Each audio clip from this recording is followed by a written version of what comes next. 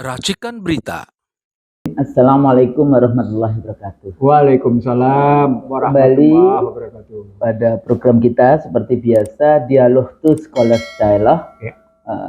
Bersama Dr. Iksanuddin Nursi dan Husnul Maria PhD. Maria di IC Drill Show. Ya. Pemirsa, mudah-mudahan semua para pemirsa sehat. Ya. Nah, tapi kita tetap di bulan Ramadan pun tetap amar ma'ruf Nahi mungkar. Jadi bukan puasa juga. Oh, ini Ramadan kita tidak boleh mengkritik. Oh, Ramadan kita nggak boleh menganalisis politik. Yang kayak gitu tuh nggak. Tetap itu bisa jalan. Insyaallah. Karena kritik kita bukan caci maki. Bukan. Kritik kita positive thinking. Dalam rangka amar ma'ruf nahi mungkar itu tadi. Waktu minum billah. Iya, sekaligus waktu minum billah. Iya. Bang. Ya. Kemarin saya diundang juga untuk bahas di salah satu partai di DPR. Saya bilang bahwa pemilu 2024 ini sebetulnya yang saya sebut sebagai an electoral kudeta. Jadi kudeta untuk pemerintahan tapi melalui elektoral. Sepertinya ini pemilunya dianggap demokratis, tapi sudah terjadi kejahatan pemilu yang luar biasa. Yang saya sebutnya, yang kita pernah bilang. Iya, sebetulnya kejam, sudah ya. Kejam, brutal, kriminal ya dan sebagainya kayak gitu ya. Nah, pada dasarnya sebetulnya salah satu yang harus bertanggung jawab. Jadi kenapa sekarang ini perkembangannya kan kita bahas tentang bagaimana perkembangan hari ini setelah kita lihat apa yang terjadi yang waktu itu ya di IC Drill Show dilihat kembali bahwa yang terjadi tanggal 14 Februari itu cuma di hilirnya saja. Sebenarnya proses ini sudah cukup lama di dalam konteks bagaimana kecurangan-kecurangan pemilu itu dilakukan, rekayasa itu dilakukan. Itu sebetulnya sudah lama. Saya selalu mengatakan 2014, 2019, 2020 ada pilkada, tapi 2022, 2023 tidak ada pilkada, tapi kemudian ada PLT. Kemudian penggunaan anggaran APBN ya, yang tidak ada melalui bansos kayak gitu ya. Tapi kenapa ya kalau misalnya mau di ini ya waktu itu melakukan bansos, mbok dikasih tiga paslon presidennya itu fotonya tiga-tiganya di situ itu walaupun mungkin cuma 1-2 kayak gitu kan. Tapi itu tidak dilakukan gitu, bansosnya betul-betul hanya bansos yang di situ ada anak presiden ya, dari mulai rekrutmen seleksi dari anak presiden menggunakan MK. Jadi dulu Bang Nursi bicara tentang bagaimana lembaga negara pun digunakan semua untuk kepentingan keluarganya. Dan sekarang tidak hanya cuma di Pilpres.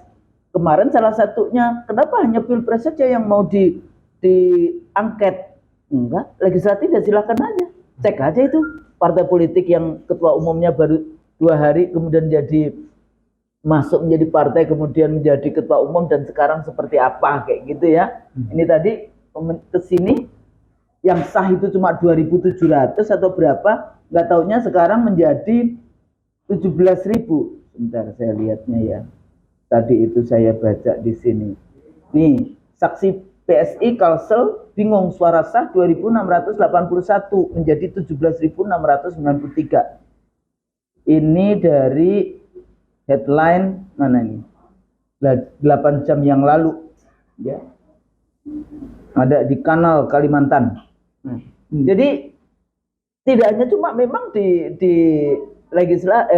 Pilpres, tapi juga terjadi yang ugal-ugalan yang itu juga di Pileg kayak gitu ya. Kecuali ada 1-2 partai yang memang memiliki bukan pendukung ya, relawan yang militan, jadi dia menjaga luar biasa suaranya, itu juga ada di dalam konteks itu. Tapi sisanya juga banyak yang di tikungan yang kemudian hanya money politics, membeli suara, dipindah-pindah, yang kita bilang sebagai membeli suara Tuhan. Membeli suara Tuhan. Lihat ya video kita, YouTube kita di Nah, gerakan-gerakan di luar ada yang namanya gerakan penegakan kedaulatan rakyat gitu ya, kelompoknya Profesor Din Samsudin dan para purnawirawan, jenderal TNI, polisi dan tokoh-tokoh yang ada itu juga sudah apa namanya di dalam statementnya udah jelas presiden harus mundur. Sudah mundur kayak gitu atau dimundurkan kayak gitu kan, ini persoalannya seperti itu.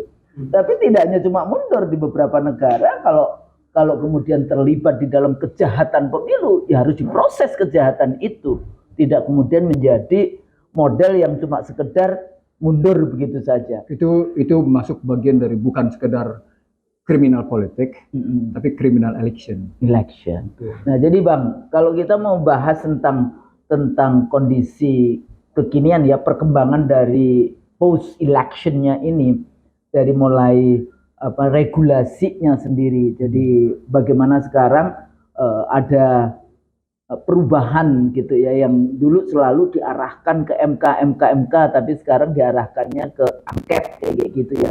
Nah, pada saat yang sama di angket ini juga udah mulai ini juga, apakah nanti karena akan cukup banyak juga dari partai-partai ini yang tidak dapat kursi, jadi ini juga harus cepat, itu harus dalam 60 hari semuanya sudah selesai.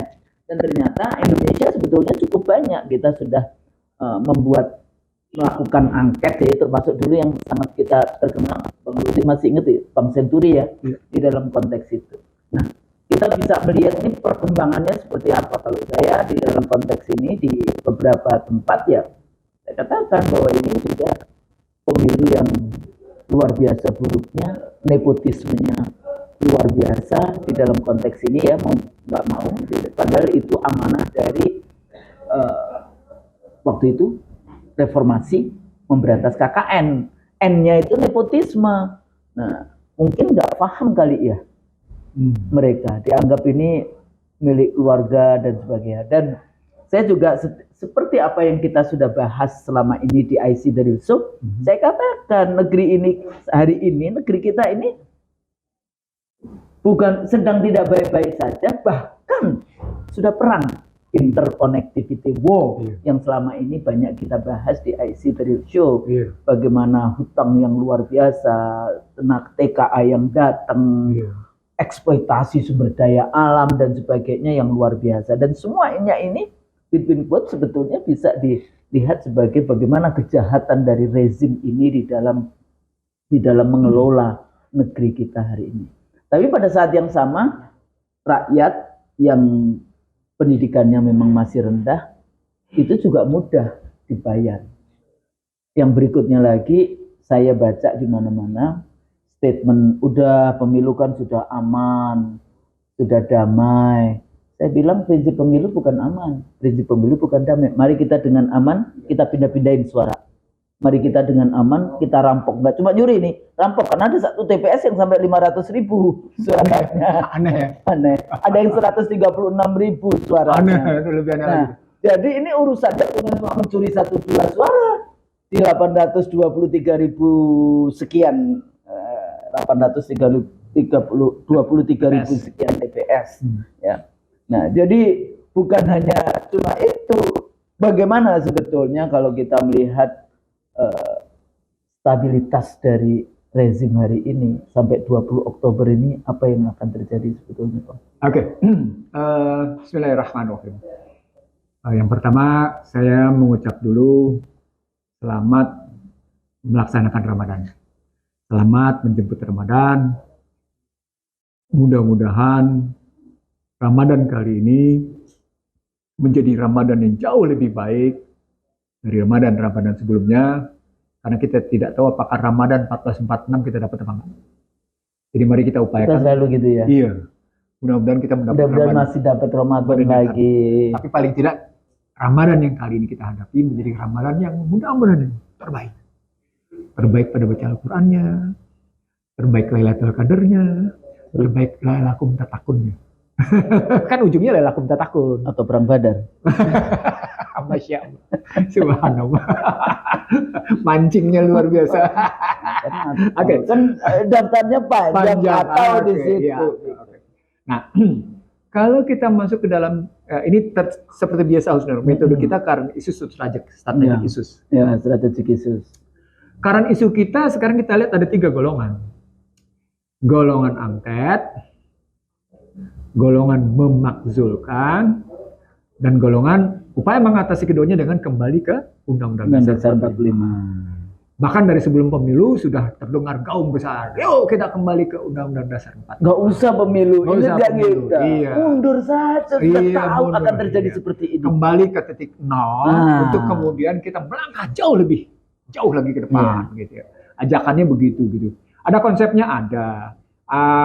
Ada prosesnya ada. Kita keliling Indonesia sudah juga dilaksanakan waktu itu oleh Bang Nursi, saya juga diundang Bang Nursi di DPD. Jadi kita sudah artinya secara akademik kita sudah buat, secara sosialisasi kita sudah datangi berbagai perguruan tinggi.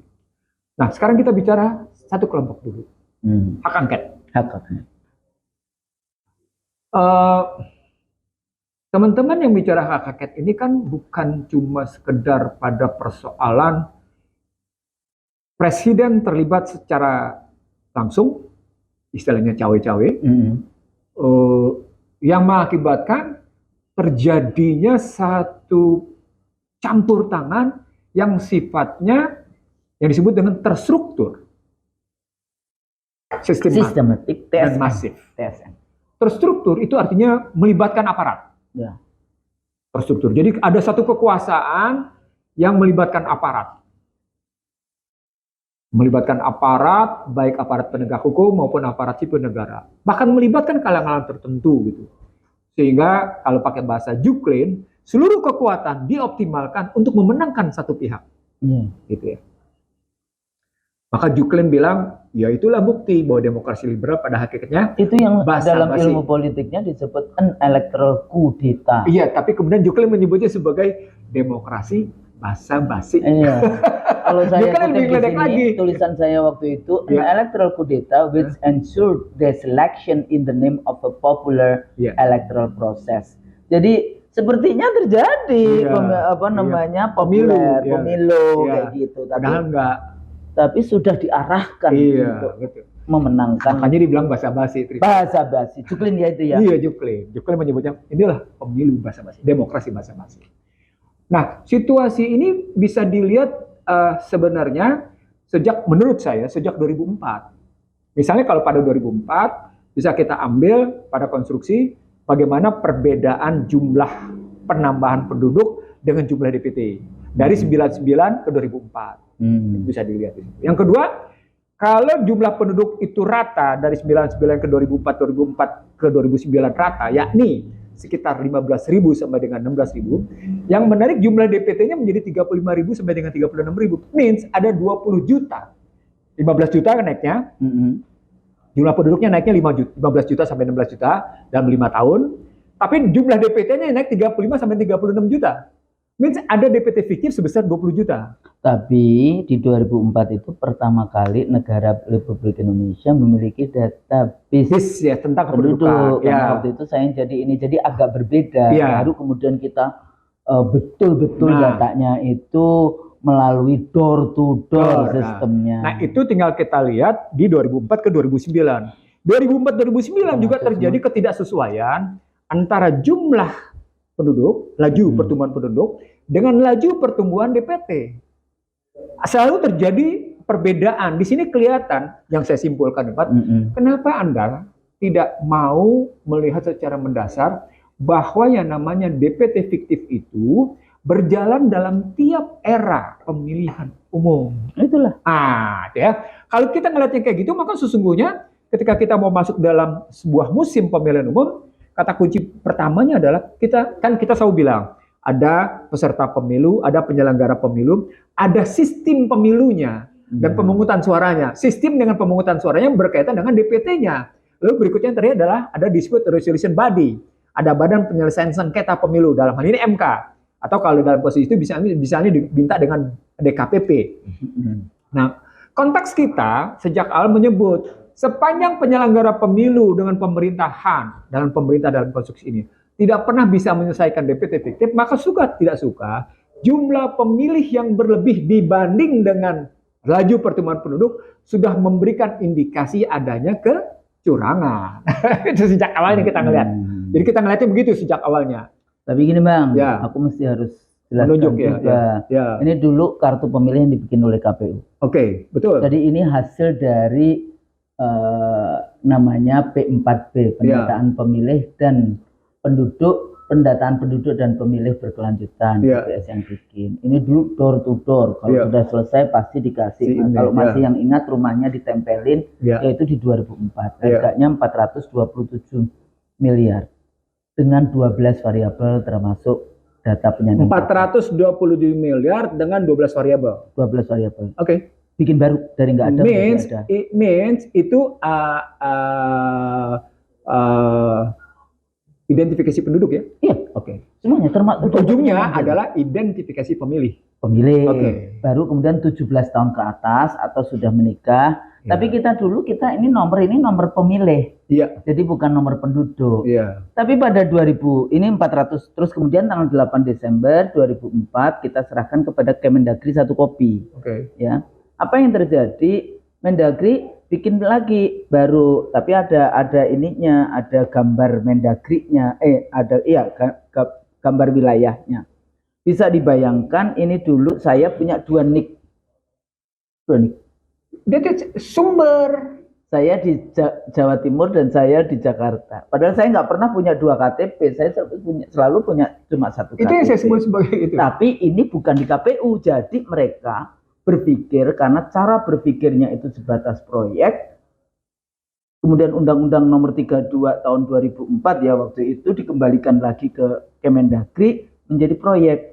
Ini di 2009 itu dengan P4P menjadi DP4, harganya menjadi 3,8 triliun.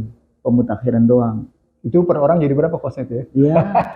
Nah, terus ditambah lagi di 2014 IKTP 5,8 triliun. Itu pun KPU masih minta data untuk membersihkan lagi 1,6 triliun. Jadi dari 427 miliar dari nggak ada menjadi. Jadi benar dong kalau Prabowo bilang pemilu ini mahal dan melelahkan. Enggak, persoalannya kan yang mengelola.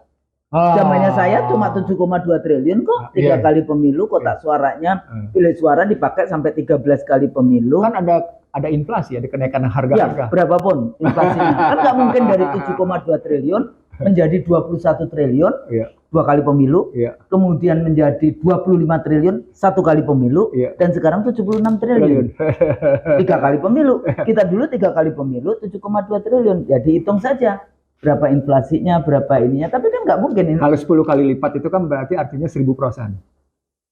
1000%. Kan kalau 1 kali 100%, kalau 10 kali berarti kan 1000%. Nah, berarti kalau hitungannya dari 2004 ke 24 terjadi 20 tahun, kan 20 tahun kan? Ya. Nah, kalau 1000%, bagi aja 1000 bagi 20, berarti tiap tahun kenaikannya 50%. Oh gitu ya. Itu orang ekonomi jadi dia. Jadi gitu. Jadi apa namanya? Karena waktu itu ada 5 lembaga negara yang punya data penduduk yang itu berbeda secara signifikan.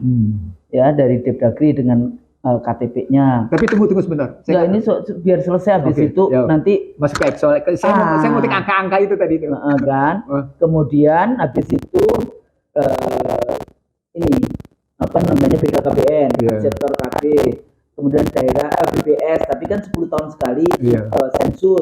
Kemudian daerah mintanya gede karena untuk DAU-DAK, pembagian anggaran kan. Dan terakhir dari KPU pemilu sebelumnya. Tapi pemilu sebelumnya dia ngambilnya dari mana?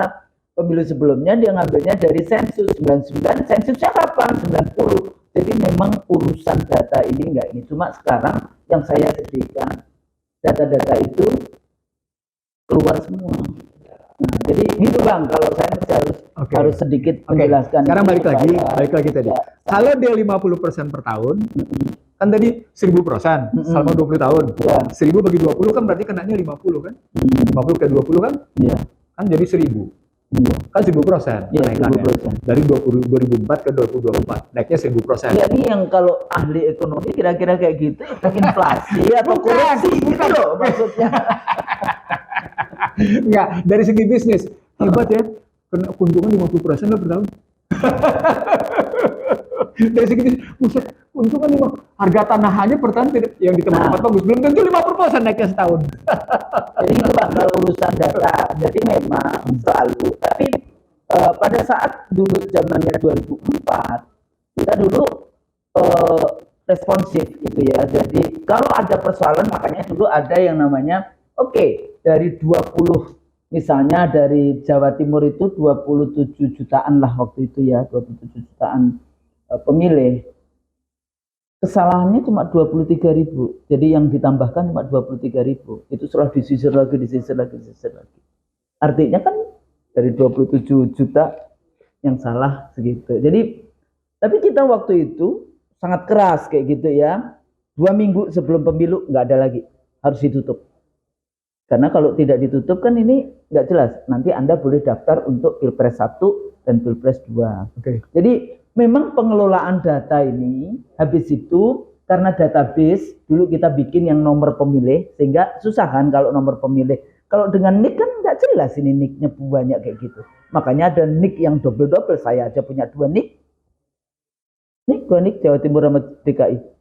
Nah, jadi intinya persoalan yang kayak seperti ini aja kenapa sih susah? Dulu kan sudah ada model.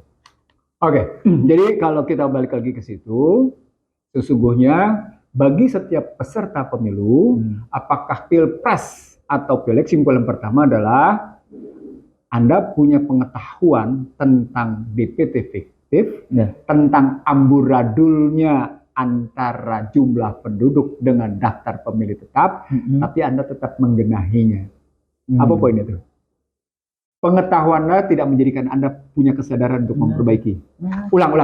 Pengetahuan Anda tidak kemudian membangun kesadaran Anda untuk memperbaiki. Artinya sesungguhnya jangan-jangan dari problematik itu bisa jadi dia juga diuntungkan gitu loh. Bang, teori ilmu politik tahun 71-an. Kalau kita bahas manipulasi, itu yang pertama itu adalah memang data pemilih. Betul. A swollen and inaccurate voters registers. Loh, kan sejak awal saya pernah bilang sama Husnul, problem kita adalah problem data yang akurat dan aktual, yang saya kunci dengan seberapa presisi data itu sehingga kita bisa membuat satu kebijakan yang afirmatif atas kebijakan-kebijakan politik kita. Betul. Gitu loh. Dan itu kita sudah kasihkan waktu itu 1 kopi kepada Kemendagri, tapi cara pandangnya, cara pandang proyek. Jadi bukan memperbaiki bagaimana ini yang kayak gitu ya, kesalahan diperbaiki. Kalau gitu saya mau bilang sama Husnul nih, ternyata kultur birokrasi dari sebelum reformasi ke reformasi tidak berubah ya. Ya emang nggak ada reformasi birokrasi. Tapi kan whatever, apapun itu tergantung kepada leadership. Nah, jadi artinya ketika kita bicara tentang pemilu ini sesungguhnya pernyataan tentang saya mempunyai kewajiban moral untuk cawe-cawe dalam pemilu itu bagian dari kepemimpinan ya. Itu kejahatan. Kejahatan itu sudah. Jadi maksudnya begitu tidak percayanya dengan rezeki dari Allah kayak gitu kan. Jadi kalau saya mau bilang sama Husnul, maka ketika tadi Anda punya pengetahuan terjadi kesalahan atau DPT fiktif tapi Anda tetap tidak membangun kesadaran untuk memperbaiki. Jadi ada 2 kemungkinan. Anda bagian dari kesalahan itu atau Anda sedang menikmati kesalahan itu. Itu loh. Komplisit. Itu kalimat pentingnya. Komplisit itu kalau kayak gitu. Itu wajar kalau akhirnya orang-orang seperti Husnul, orang-orang seperti teman-teman divisi menyatakan bahwa sesungguhnya sejak 2004 hingga hari ini partai politik gagal menjalankan peranannya. Simpulannya jadi begitu, Husnul. Wajar kalau kemudian yang biasa kita sebut political distrust terus-menerus meningkat. Kan simpulan kita selalu begitu.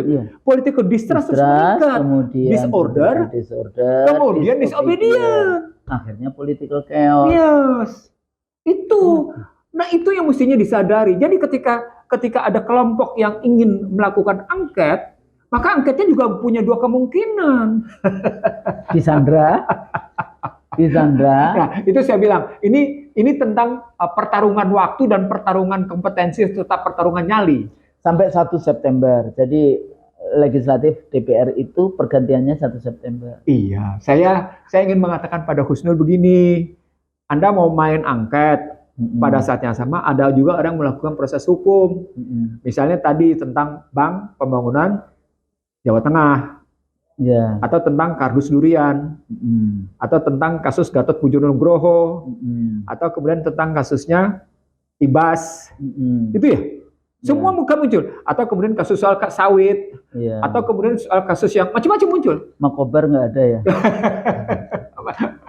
Nah, ini bertarunglah antara politik hukum kriminal sama yang namanya politik hukum di peradilan, di lembaga politik. Nggak, jadi ada yang melalui pendekatan hukum, kayak gitu kan. Ada juga yang melalui pendekatan politik. Dua-duanya tetap politik, Husnul. Iya, hukum politik kan maksudnya dua-duanya itu dipolitisasi, makanya political apa istilahnya. Nah, disitulah saya berpendapat, Husnul, bahwa Undang-Undang Dasar 2002 itu tidak pernah terlepas dari yang tiga istilah itu, Husnul.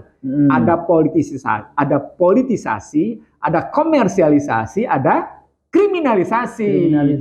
Itu segitiga tidak itu. Ada politisasi, ada komersialisasi, ada posisi kriminalisasi. Tiga itu selalu berjalan dengan pendekatan itu. Nah, kalau kita terusin kayak gitu, maka angket ini tadi yang saya bilang kemungkinannya dua.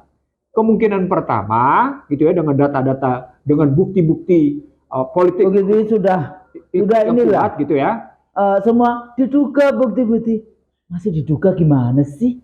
Kelihatan welo-welo apa kan pakai apa ini, ada azas praduga tak bersalah. Iya, azas praduga tidak bersalah. Itu kalau azas praduga tidak bersalah, mestinya banyak kasus hukum yang nggak begini dong ceritanya. Iya, saya lupa. Tapi bahasanya politicization of judiciary. Iya, kayak gitu kan. Iya, itu politisasi judiciary. Iya, itu yang saya bilang tadi, politisasi proses peradilan. Itu poinnya gitu. Tapi kan kelihatan sudah. Maksudnya kayak MK. Itu politisi gitu, judiciary. Nah, itu gambarannya begitu. Begitu juga ketika DKPP, ketika yang namanya KPU sudah terkena pelanggaran 4 kali etika, tidak bisa diapa-apain. Itu juga political judiciary yang less gitu. Jadi poinnya. Jadi bukan justice, bukan keadilan. Betul. Jadi padahal semuanya kalau kita mau hidup itu sebetulnya isunya adalah keadilan. Oke. Nah, sekarang balik lagi. Angketnya bisa terus sampai ke Mahkamah Konstitusi, atau angketnya bisa berhenti pada DPR, hanya menyatakan pendapat, tapi tidak diteruskan ke MK. Apa poinnya? Meningkatkan political distrust. Means, kalau cuma sampai pada berhenti DPR, maka sesungguhnya DPR sedang memantik emosi politik. Lead the fire. Yes, gitu loh. Jadi sebetulnya konflik-konflik vertikal yang terjadi hari ini, konflik-konflik karena DPR-nya sendiri juga tidak mampu memiliki fungsi artikulasi kepentingan, agregasi kepentingan rakyat. Selain itu kan gambaran peran. Yang itu sesungguhnya ketika Anda menyatakan agregasi aspirasi, mundur ke belakangnya kan soal peranan partai politik.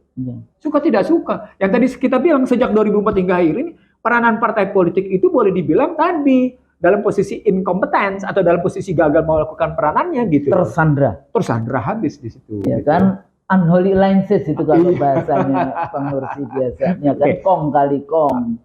Jadi mereka sudah disandra luar biasa. Nah, kalau ceritanya sampai dengan posisi dia hanya menyatakan pendapat dan tidak diteruskan ke MK gitu ya. Atau kemudian yang pertama tadi diteruskan ke MK, maka pertanyaannya menjadi tadi running against the times. Masuk ke konstruksi yang Husnul bilang, berpacu dengan waktu. Kenapa? Karena saat yang sama bisa jadi kasus misalnya yang disebut-sebut pada Ganjar di KPK akan berjalan kencang, atau kasus yang muncul di Kejaksaan Agung pada beberapa pihak tertentu juga akan berjalan kencang. Muncul misalnya pada kasus Firly yang di Polda. Lalu di situ bergerak isu political kriminal yang akan tinggi. Muncullah. Jadi sebetulnya semuanya ini semua api dalam sekam. Ini yang tadi Husnul bilang. Api dalam sekam apa itu? Sebetulnya sudah tinggal meledak kayak gitu bom waktu. Iya, memang api dalam sekam. Api dalam sekam. Iya, jadi kalau pakai tesisnya Husnul dalam situasi kayak gini gitu ya, di mana political disobedience makin tinggi, kan sebenarnya gambaran ramainya media sosial dengan kalimat pemilu curang, pemilu brutal, pemilu kejam, pemilu tidak jujur, segala macam kayak gitu dengan pemberitaan segala macam itu menggambarkan bahkan dengan menantang data antara KPU dengan pihak-pihak masyarakat. Kan muncul pertarungan begini. Kenapa orang sibuk dengan soal alat bukti? Kan tujuannya cuma sekedar menghindar fitnah. Oke. Tapi kalau kemudian bicara perspektif data itu sebenarnya dalam rangka menunjukkan bahwa memang ada proses ketidakadilan dan data itu bisa dibuat-buat, kan data bisa dibuat-buat, bisa diciptakan. Bisa aja. Maka pertarungan besarnya tadi Husnul sudah sebut, ada jumlah TPS 823.000 sekian, jumlah TPS. 820.000 dalam negeri, 3.000 sekian itu luar negeri. Dari 823.000, 3.000 luar, 820.000 sekian. Maka pertanyaannya menjadi begini, kenapa di tempat-tempat tertentu terjadi sinkronisasi antara suara TPS dengan Sirekap, dengan real count? Karena pihak-pihak tertentu melakukan kontrol penyesuaian antara TPS dengan Sirekap. Sehingga terjadi Sirekap ketemu dengan real count-nya. Tapi di tempat lain, tadi kasusnya seperti Depok, keluar pernyataan Kecamatan Depok akhirnya saya tidak mau melakukan rekapitulasi. Rekapitulasi. Saya nggak mau melakukan, silakan yang namanya Kota Depok melakukan sendiri, KPU Kota Depok melakukan sendiri. Itu Kecamatan Depok. Tapi ketua KPU-nya sendiri udah ngomong di depan media bahwa dia sendiri juga bingung sudah. Itu yang saya maksud, bahwa kasihan maksud saya, pekerja pemilu ini sudah capeknya luar biasa, tapi ada kejahatan yang Nah, sekarang saya mundur ke belakang Husnul. Kalau sekarang kejahatan itu dirasakan, bagaimana dengan model kejahatan dengan meninggalnya 2019. Iya, 894 orang. Itu bukan kejahatan. Dan ada yang ditembak. Nah, artinya sesungguhnya 10 itu yang ditembak. Artinya tragedi 2122 Mei 2019. Itu artinya Husnul, saya mau bilang sama Anda, mahalnya pemilu liberal ini bukan hanya sekedar mahal pada harga psikologi, mahal pada biaya politik, mahal pada biaya ekonomi, tapi juga mahal pada harga-harga kemanusiaan. Dan kemudian kita menjadi terpecah-pecah. Itu yang paling mahal di situ, mahalnya harga kebersamaan, mahalnya harga persatuan. Itu yang saya sebut sebagai, mari kita lihat, mari kita selesaikan masalah ini dengan merujuk pada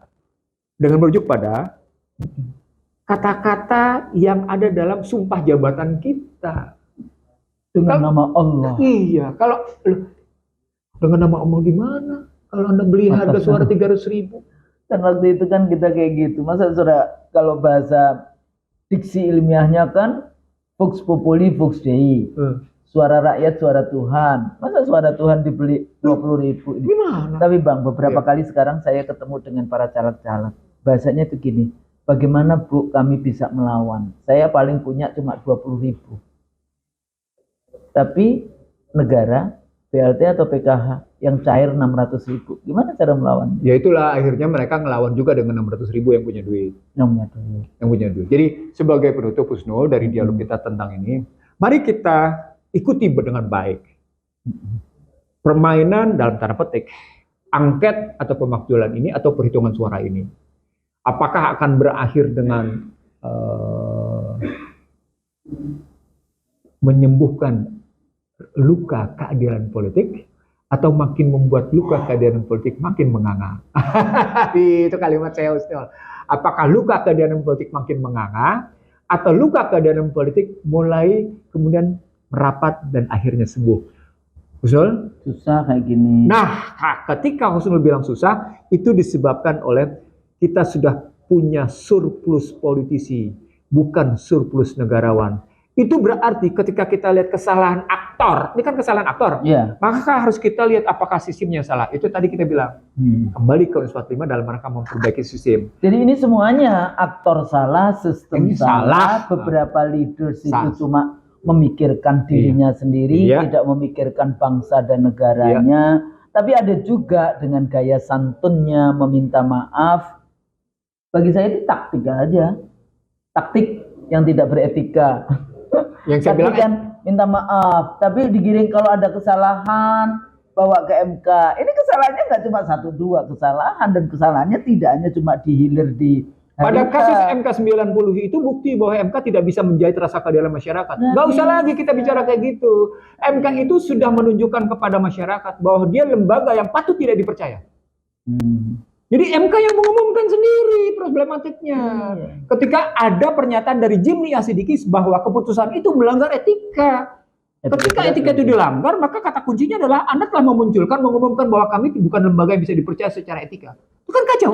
Jadi MK-nya, KPU-nya juga sama, Bawaslu-nya juga sama. Terus udah gitu Ketua Bawaslu mengatakan bahwa semua menjadi tanggung jawab kita. Loh, orang lain yang curang kita disuruh, orang yang lain melakukan kejahatan pemilu kita disuruh bertanggung jawab. Gimana itu? Lalu ada kalimat yang jahat ya jahat, yang tidak ya tidak. Tapi ada kalimat juga yang tidak menyenangkan dari beberapa kalangan.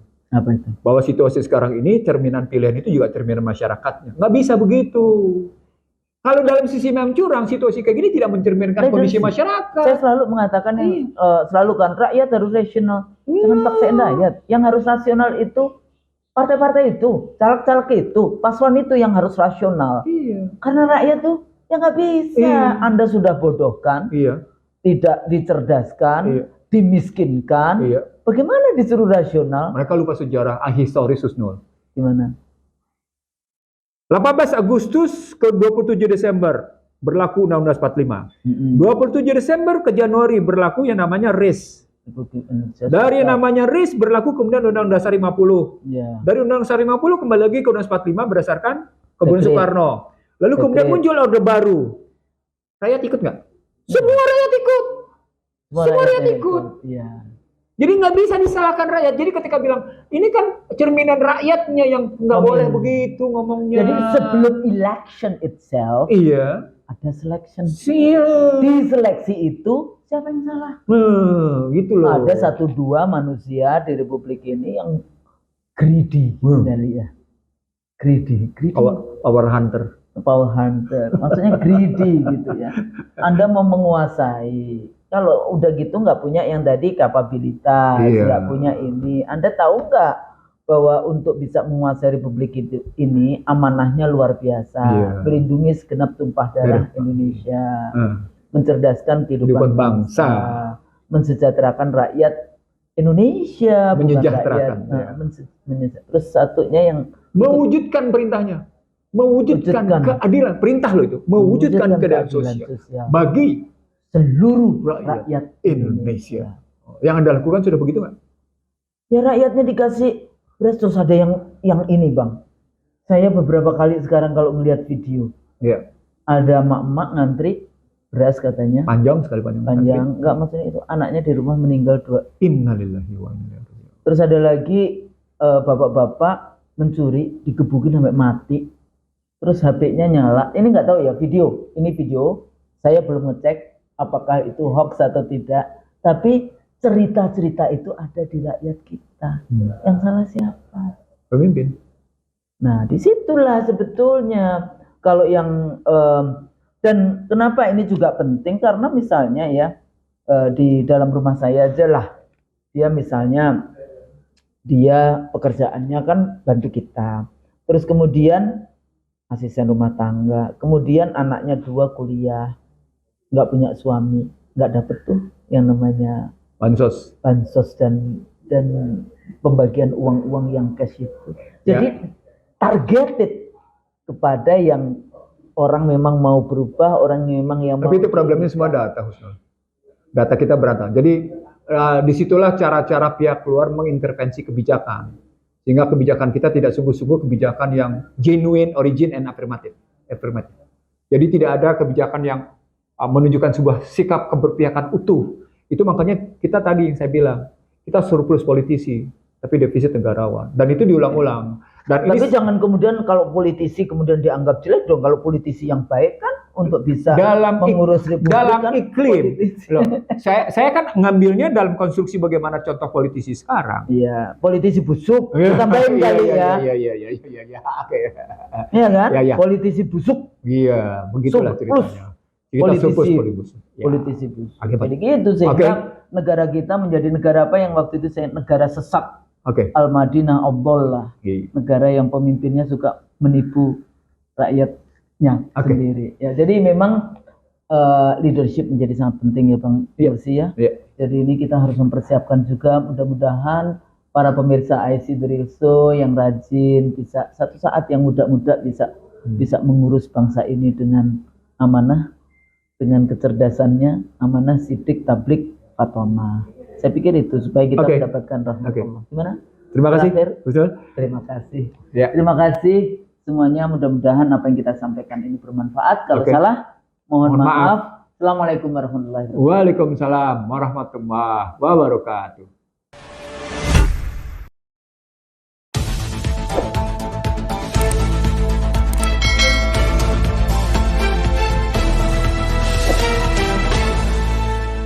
Racikan Berita